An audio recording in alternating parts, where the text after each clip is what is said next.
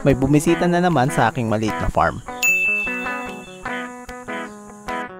Umaga nun, saktong kagigising ko lang ay dumiretso kaagad ako sa likod bahay namin as usual para tingnan ang mga lechugas. Sa di inaasahang pagkakataon ay may bumisita na naman sa aking mga tanim. May bisita na naman tayo sa aking maliit na farm. Tingnan natin po.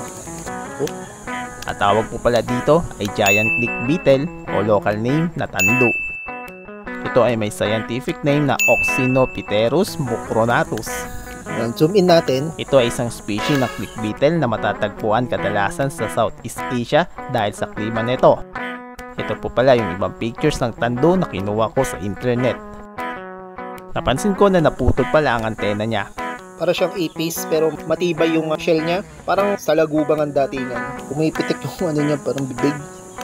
Ano kayang meron sa farm ko ba't ang daming bumisita? Okay, pabayaan lang natin yan.